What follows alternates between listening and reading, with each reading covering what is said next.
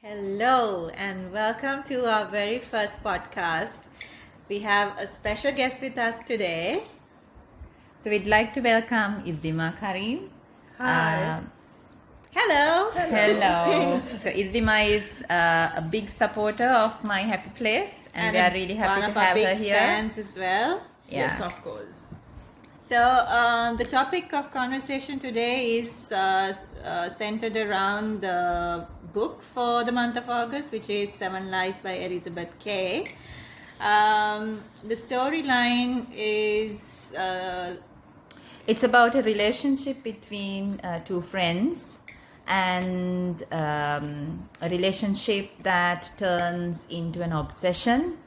It's mainly narrated from the point of view of one friend, Jane, and this takes us on a journey across their friendship and the 7 different lies that is slowly unraveled with each chapter of the book. So the topic would be, since it's on obsessive relationships, the topic for our podcast is obsessive relationships. Yeah, it's obsessive relationships. So I think one of the things that we'd like to discuss today is the types of obsessive relationships, and also around the positive and the negative, and whether there is really a positive obsessive relationship. So what we'll do is we first share little experiences that we've had with obsessive relationships. So in our view, what do you consider as an obsessive relationship? So it could be anything, right? I mean, it could be friendship, it could be your partner and yourself, it could be kids. Sometimes I think there are often parents who are quite obsessed with a lot of things around their kids. Also, you get the more drastic ones, like from But stalkers. So I think when you say stalkers, what we are mostly exposed to is the stalkers on let's say a male female relationship, or this boyfriend girlfriend kind of stalking. But I think there are different. Stalking is taking that obsession to another level, isn't it? Yeah. So I think stalking is an imbalance of where you really don't know where to stop. Draw the line. Draw the line. What I feel is that when it comes to obsessive relationships, it's all stemming out of a place of love where you don't know where to draw the line, or how to balance it out. So when you don't feel the mutual, the mutual love, it becomes a sort of an obsession, because you're not fulfilled, because you are.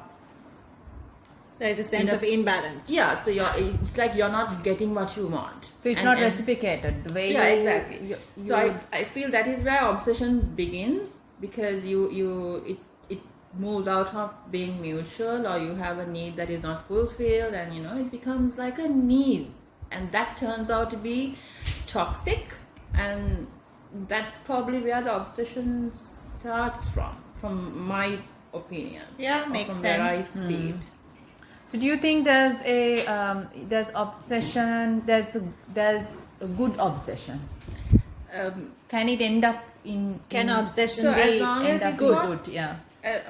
In my opinion, as long as it's not toxic and it doesn't obsession can be voluntary sometimes and involuntary at times. So obsession can lead to self-sabotage, self-damage sometimes, because you are out of control of your own emotions, which turns into an obsession.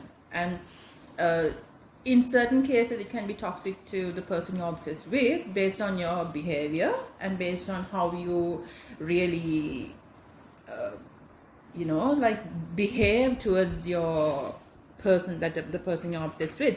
But apart from that, there can also be like a silent obsession where they are suffering within, where they can't really explain it, they can't get the help they need, they can't really depend on someone to let that feeling go, and they can be suffering Release within. that feeling. And then that can actually lead into bigger issues like depression. So there's two sides to the story. So it's all about it being mutual, in my opinion. Yeah, so basically when there is no balance in a relationship, That turns out to become an obsession. yeah, makes sense. I don't think there's any.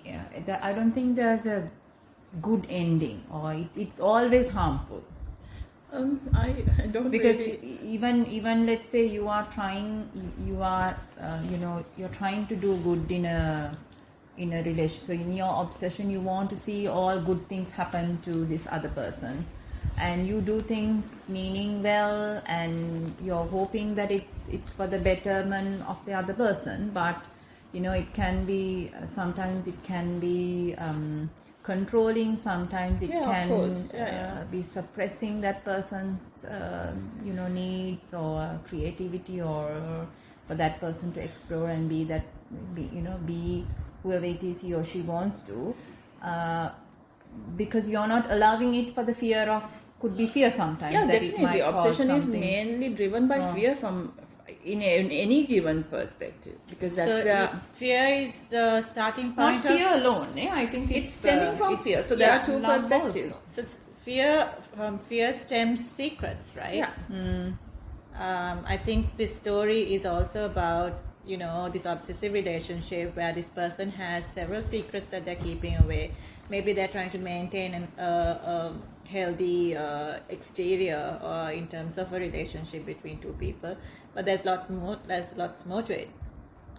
Because see, when you talk about obsession, there's two things, right? There's love and there's fear. So you're looking for love from a place of fear. So that's where the imbalance comes in play.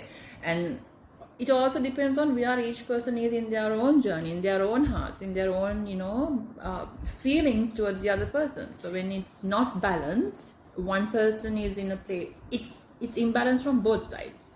So the fear essentially is stemming from the notion that they might lose that person. Of course. Yeah. Fear of loneliness, fear of Might lose the unworthiness. person, or might lose the kind of relationship they've had with the person, or the closeness. So Or the expectation. when something changes in the other person's life, in this case two friends, and one friend moving on from a place where they were to a different place where there's more important people in their life, it's that insecurity and really not wanting things to change, or wanting the best for her friend, but in a way nobody is good enough to give her that what she needs in life.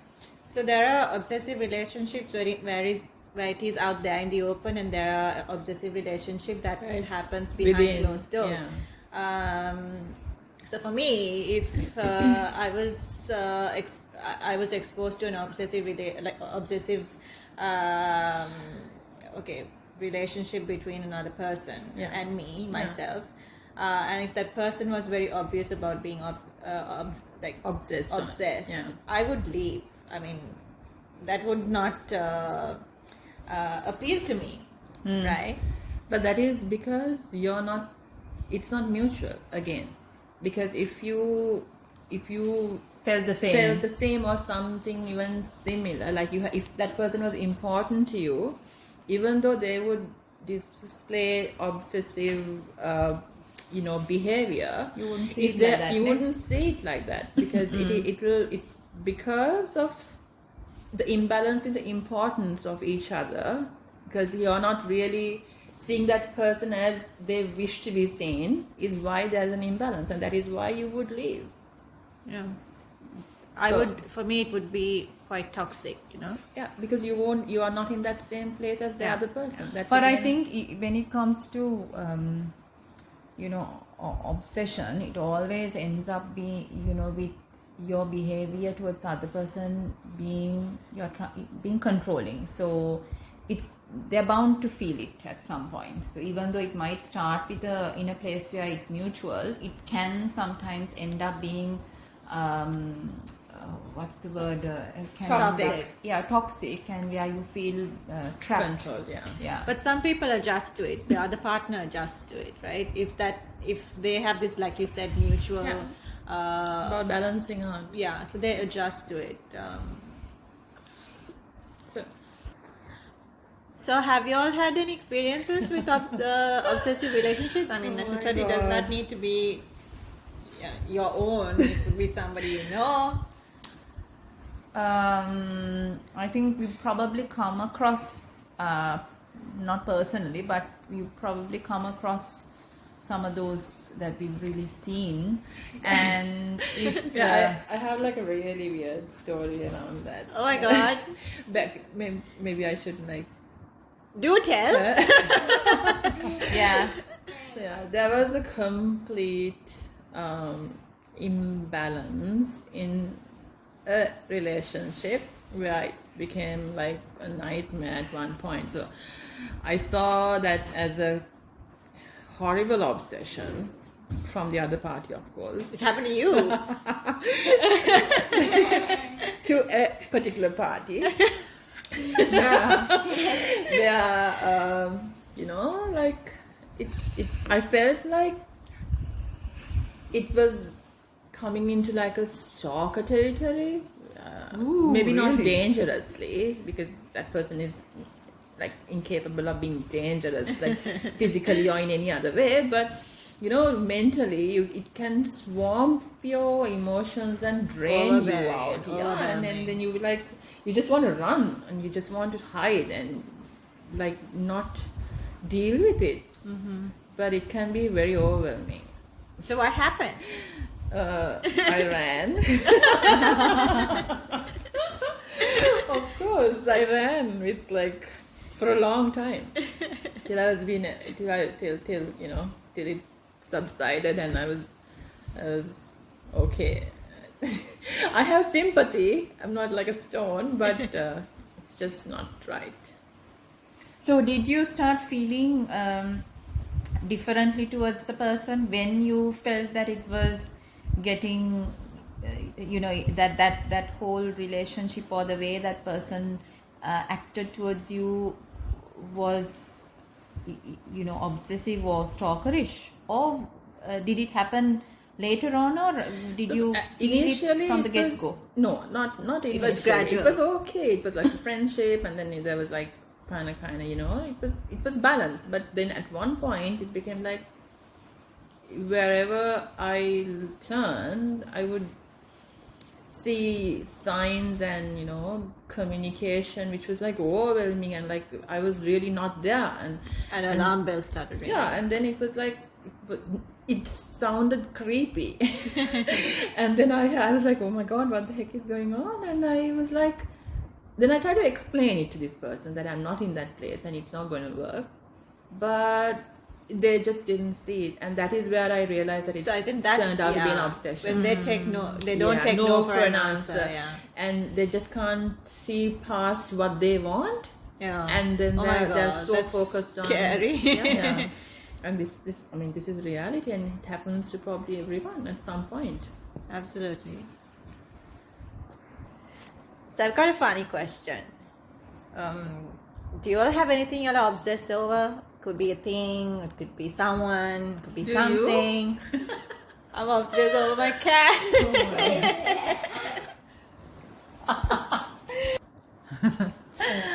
I think I'm obsessed about my little one most of the time. I was going to say cleaning. I am obsessed over your Little one. Yeah. No, not people, I suppose, but stuff. Yeah, reading, Oh my god. cleaning. To our listeners, we're going to pose this question to you all. What are you all obsessed over? Do you Hit have- us. Yeah, do you have a particular person? Observed any relationships? let us know through your comments on our podcast. I hope you enjoyed this session. Get your hands on the book. Make sure you get your hands on the book Seven Lies by Elzabeth Kay. It's amazing. It's one of the best thrillers of this year. And so we'd like to close this session with thanking Izlima. It's been Thanks, great guys. having you Yeah, here. it's been fun. And it's been fun. So until next time, adios. Adios. Bye-bye. Adios. Bye.